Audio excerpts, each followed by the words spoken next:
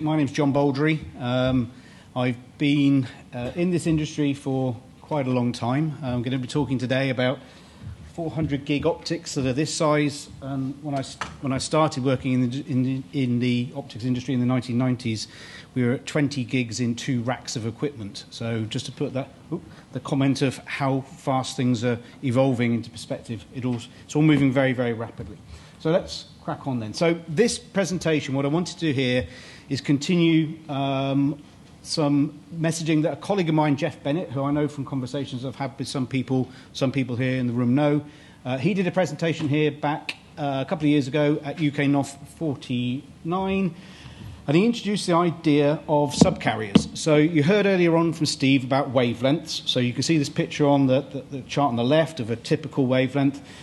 Once we move up into what's called coherent optics, you remember Steve showed that picture of sort of on-off keyed optics with a nice eye diagram. Those are basically lasers. The laser stays on all the time and has a shutter going up and down in front of it, a bit like those Second World War films of a guy communicating between ships with the lights. That's how those lasers work. Once we move up to 100 gigs in longer distance stuff, so put some perspective, Steve was talking about PAM4. PAM4 is very much used in very short distance networks. It's the same idea, but just with higher data rates. Once we go to longer distance networks, we go to what's called coherent optics. And coherent optics today always have a DSP inside them, a digital signal processor, which means we can start to do a lot of things about manipulating wavelength shapes and so on and so forth. One of the things we do is what's called Nyquist shaping. So we have this much squarer shaped wavelength, which means we can pack them more tightly together. And then we come up with this idea of doing subcarriers. So we've still got one laser. Has this got a laser pointer on it? Yeah. So we've still got one laser, but it's now generating 4 different signals. It looks like 4 different wavelengths, 4 different lasers, but it's one laser that's generating these what we call Nyquist subcarriers. So Jeff introduced this, and the idea he was talking about was moving away from the historic sort of point-to-point architectures we've always had in optics to an idea about point-to-multipoint.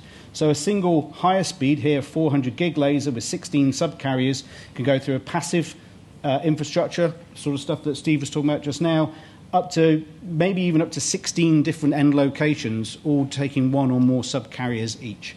So Jeff was introducing that technology back at UK NOF 49, and the conclusion of it was that there's numerous different standardization efforts going on within the world of these longer distance networks. So you've got ZR, ZR+, you've got the OIF working in various areas, and then this new idea of point-to-multipoint coming along as well. So what I want to do today is say, with that kind of base that some of you might remember, actually, let's do a quick show of hands. Who was at UK NOF 49? If you put your hands up. Again, keep your hands up if you can remember Jeff's presentation, which is a bit of a tough question, really, to be honest. but so what I'm going to do is use that as a starting point and then talk about how optics have evolved in the last couple of years since then. So the areas we're going to talk about are advances in pluggable optics. Very, very quickly, I think it's just one slide, going to talk about embedded optics, and this is where we put the optics on a board rather than on a pluggable. And then Steve talked about open networking. This is a trend which Steve sees in the domain he works in these short distance networks. We see it as well in longer distance networks. There's some subtle differences because of the types of networks, but it's the same trend. So I'm going to talk a bit more about that as well.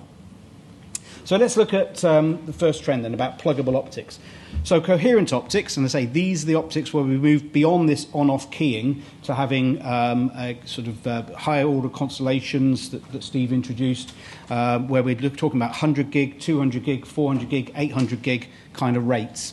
They're becoming increasingly more intelligent. And part of this is taking techniques that happen in the 10 gig world. So for many years, I don't know if you guys use them, but you can get SFP pluggables that have PON OLTs built into them, that can do layer 2 switching, that can do packet parsing, loads of functionality squeezed into these tiny little plugs.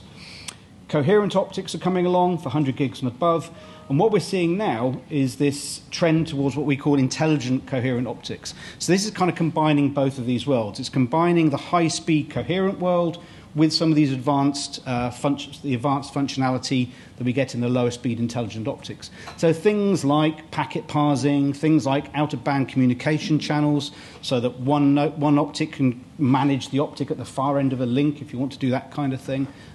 lots of advanced capabilities. So this is all coming in, and it's all what we call intelligent coherent pluggables. So if you look inside a pluggable, I mean, this is physically, this is a QSFP-DD, which I'm sure many of you are very, very familiar with, standard sort of pluggables for 100 gig or 400 gig ports on routers and switches. For DWDM ones of these, so this is a 400 gig, capable of at least 1,000 kilometer kind of distance pluggable. The main building blocks inside them are what's called the T-ROSA, which is that little gold box. This is one with a clear lid. It's, if anyone's got really good eyes, they might be able to see it, or come and see me afterwards if you're interested. This little gold box is what's called the T-ROSA. It's a transmit-receive optical subassembly. It's all the optics, basically. So the complete optics for 400 gig is inside that gold box. The actual optics chip in the middle there is about 3 millimeters square. So all the optical components for 400 gig are on a tiny bit of indium phosphide that's 3 millimeters by 3 millimeters. Pretty incredible, really. The main other big building block is the DSP. So the DSP is what enables us to do all these clever things. It enables us to do all the subcarrier. It basically makes it act as 16 different modems. It enables us to do all these management capabilities, layer 2 packet parsing, all that kind of stuff. And then there's a little bit of other electronics for sort of power management and so on and so forth. So these are the main building blocks that we now see inside these pluggables. And the real big innovation is getting the optics to be that small and getting enough processing power in a chip that big. So this is running on 7 nanometer technology. We have stuff coming out, and by say we, I mean the industry, not just the company I work for. Next year will be 5 nanometer technology, and most of the companies in the industry are already working on 3 nanometer technology for the next generation, 800 gig and above in pluggables. So it's really taking advantage of the improvement in silicon that's enabling us to sort of get this capability down into a pluggable optic this size. So what is this doing? So what this does is it kind of creates an environment where we have these pluggable optics. We have our more traditional embedded engines. So an embedded engine is something like this box on the right-hand side, my left, your right, which is a sled which goes into one of our transport boxes. That's a sled that would go into a standard DWDM transmission system, and inside there, embedded on the card, will be the optics modules, as opposed to the pluggables. And these two technologies then become quite tightly linked together, because what happens is that the T-ROSA's got all the optical components, the DSP is where we do all the advanced algorithms that enable us to do a lot what we need to do for transmission, but actually also, speaking to Isabel and Michael over the coffee break, when you listen to their presentation later, there's things we can do with these advanced algorithms that do what they're going to be talking about. So I don't want to spoil their thunder now, but when you hear some of the stuff they're talking about, it's that DSP that goes today into the embedded engine, but maybe one day into a pluggable, is the kind of algorithms we're talking about. Essentially what happens, though, is we kind of get into this bit of a sort of design cycle. So the techniques we use today in the embedded engines go into the pluggables in the near future. So this idea of subcarriers, which I introduced a few moments ago, which we now do in these pluggables, we've been doing for about 5 or 6 years on embedded engines. So we did it in the earlier generations of our technology, and we did it to get better optical performance for long-distance networks. Now we're doing it to say, hey, can we do a point-to-multipoint idea instead? There's things like in 800 gig today, we do what's called probabilistic constellation shaping. What that means is, if you remember the gentleman, Alex, I can see your badge, had the question about the chart with the phase and the amplitude with the dots for the 16 QAM. When we go to 64 QAM, that's quite a jump in terms of performance. And sometimes you get links that you can't close at 64 QAM, but you can easily close at 16. But maybe you could push to a higher data rate if you could do something in between the two. And we do that with what's called probabilistic shaping. So then we have some big algorithms that look into the data flow and optimize the dots on that signal. So you put lower probability on the ones that are more optically challenging and a higher probability on the ones in the middle that are easier to do. Today, we manage all that in embedded optics. We manage that within our system.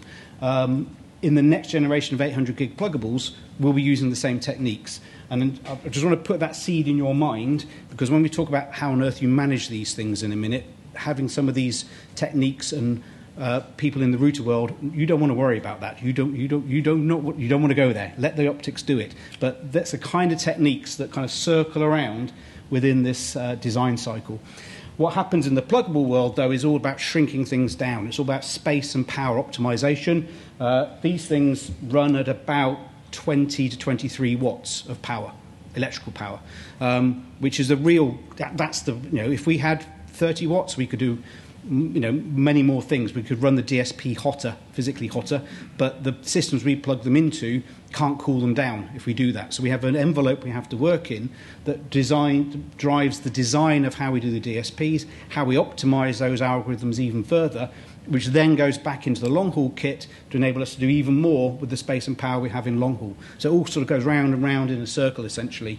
So what happens in one ultimately happens in the other. So my one slide on embedded, just to give you an idea of where embedded engines go.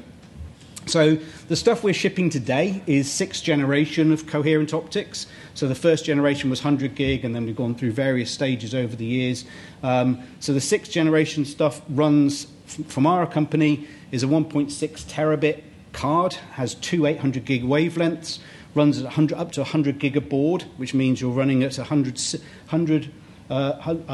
gigs of symbols per second, but you're encoding up to 800 gigs of data because you're using these higher order modulation formats. The key thing that really enables for networks is we can do 800 gigs over about 1,000 kilometers. We can do 400 gigs over maybe 6,000 kilometers. So basically, for most networks on the planet, these things can do 400 gigs anywhere, basically. That's what they kind of enable. 7th generation's coming out next year from us and competitors. That's typically aiming at 1.2 terabits per wavelength. Again, 1.2 terabits you'll be doing over a couple of hundred kilometers or maybe more, but what that really enables is 800 gig anywhere. So 800 gig over thousands and thousands of kilometers.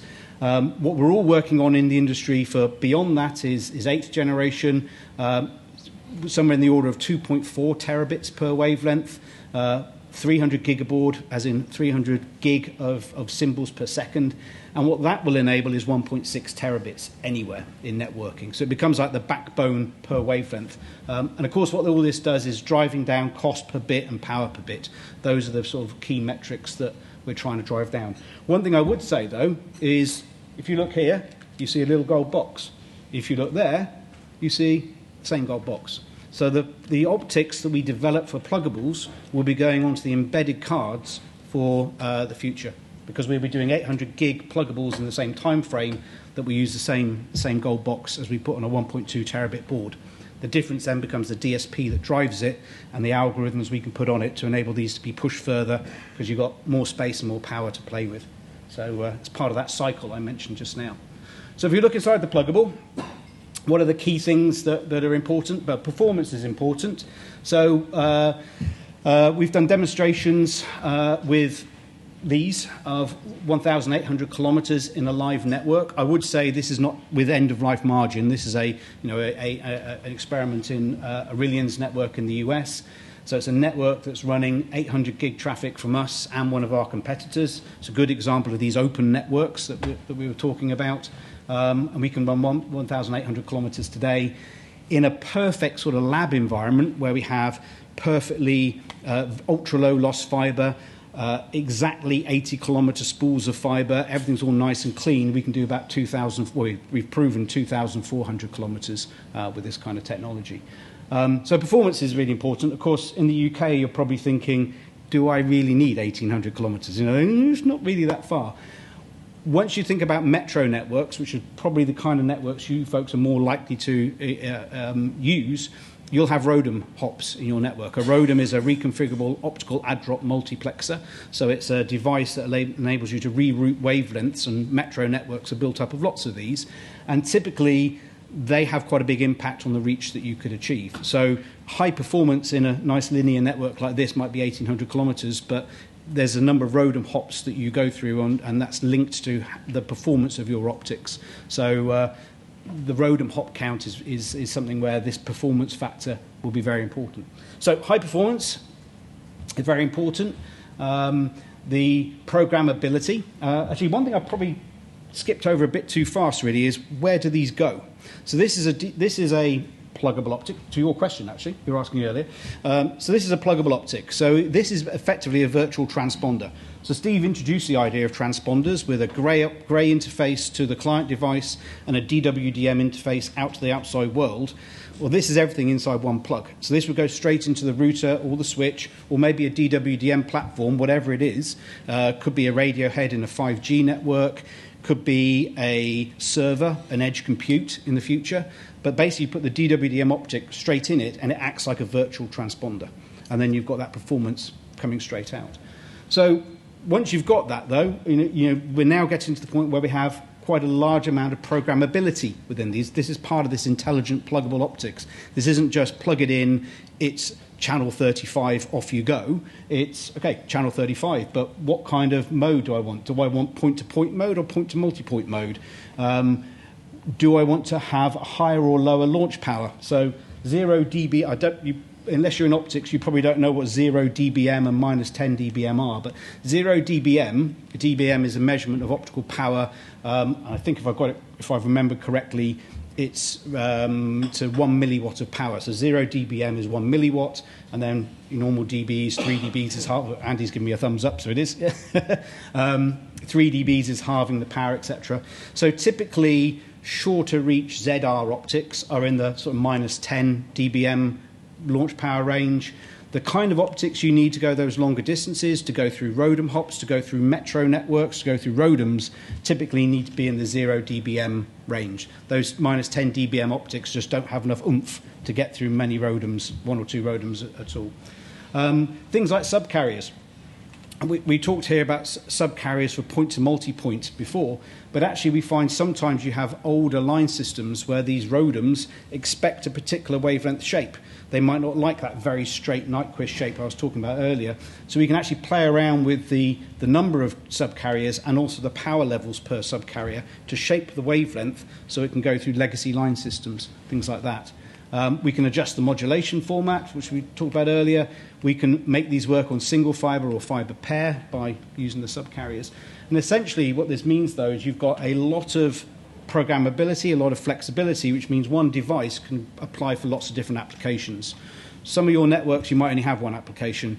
Some carriers that have huge networks with metro and long haul and this, that, the other, they will have many, many, many different applications that they're trying to address with their optics.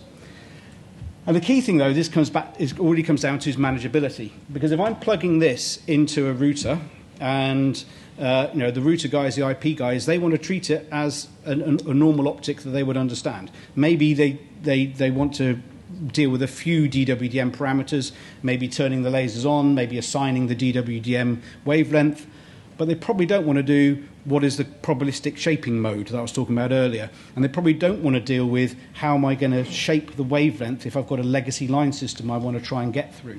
So you have multiple approaches for how do I manage this.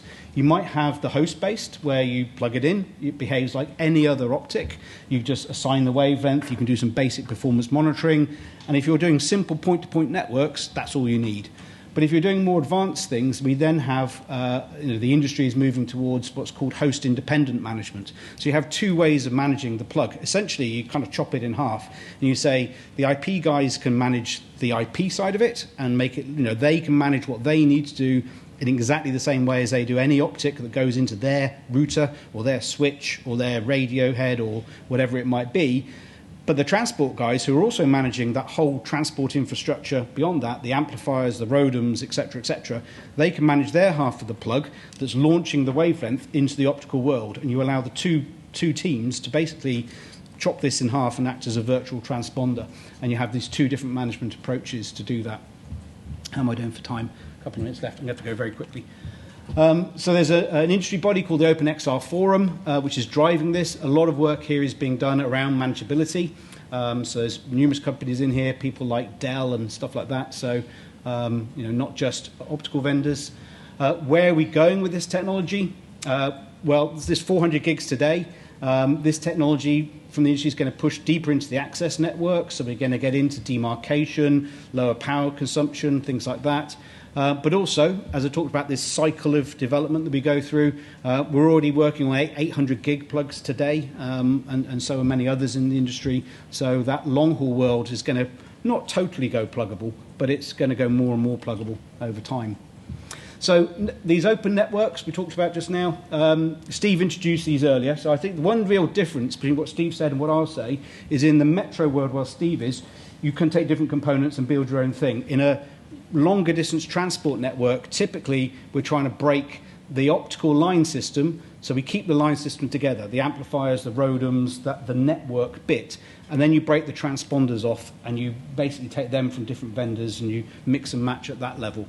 What this does means you've got more choice, faster innovation, improved economics, etc.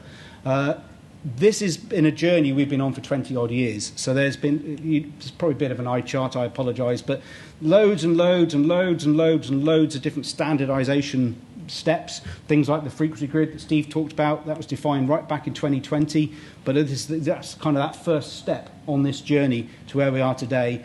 And a lot of the stuff in the last few years has really been about management. It's how on earth do I manage this? So people like the ONF, the TIP, Telecom Infrastructure Project, OIF, Open ROADM, all these bodies are doing lots of work towards manageability of open networks.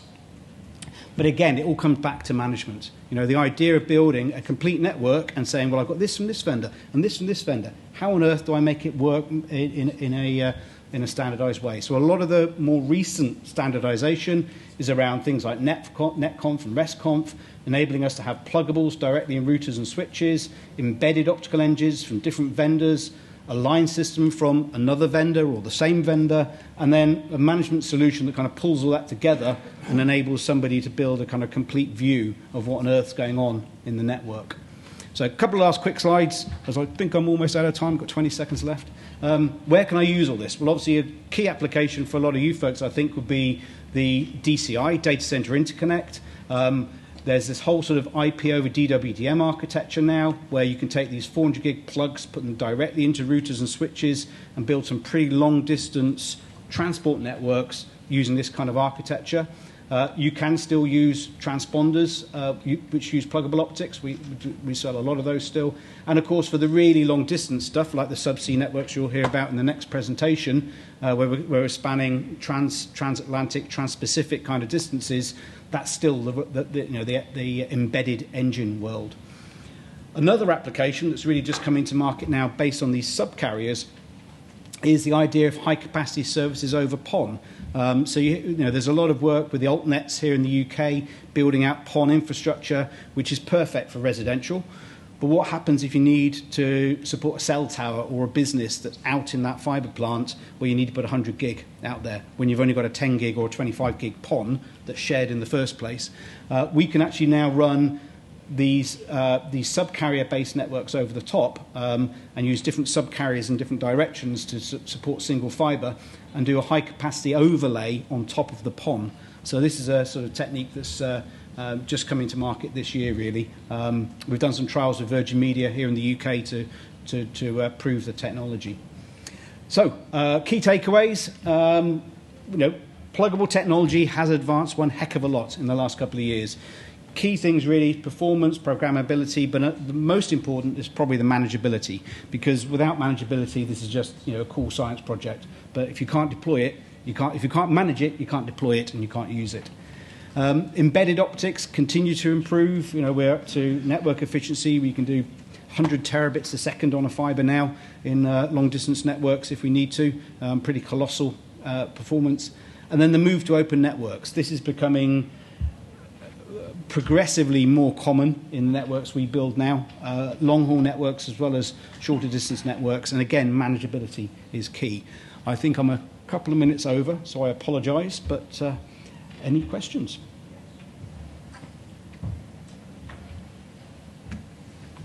Hi there. Thank you. That was quite enlightening. You held up a CFP2 and a QSFP DD.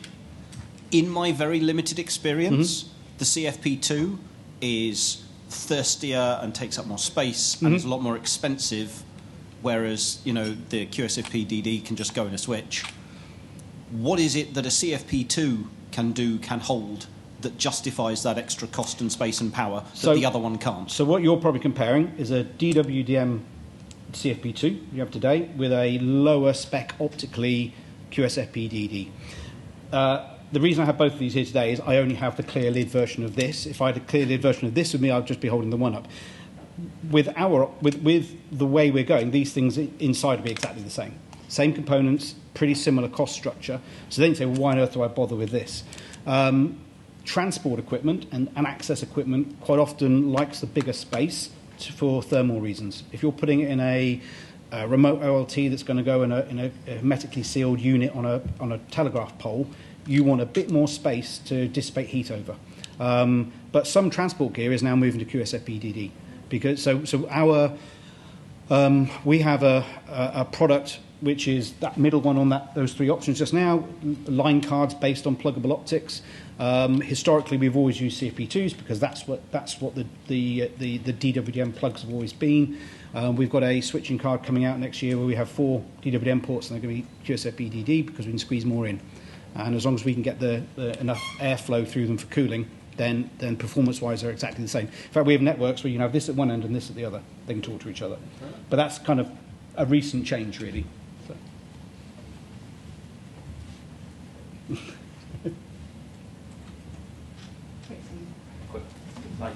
Hi, Steve Jones. Interesting chat. Thanks very much. Talk, sorry. When you move towards open networks, I think we're on agreement there. Mm-hmm. Will Infinera be joining the Smart Tunable MSA Alliance? So basically all vendors' optics will auto-tune? Possibly. We are in Open ROADM already, which is a similar one that's driven by AT&T and others in the US. We're a key member of the OpenXR Forum, and part of what these optics do is self-tune. What I would say, though, is a lot more beyond the tuning because of the networks we're in. I think because we're in longer haul networks, there's things like the FEC you're using, things like having interoperable probabilistic shaping. So I mentioned that probabilistic shaping just now. Getting that to interwork is something that we will be doing in the 800 gig plugs when they come along. That particular MSA I'm not personally familiar with, but it's certainly self-tuning and the ability for optics to auto-tune. Either vendor, any vendor. Is these things do that within themselves. They communicate with each other in the cluster and self-tune. But I'm not familiar with that MSA, I'm afraid, personally. But talk it over a beer. Yeah, sounds a good plan.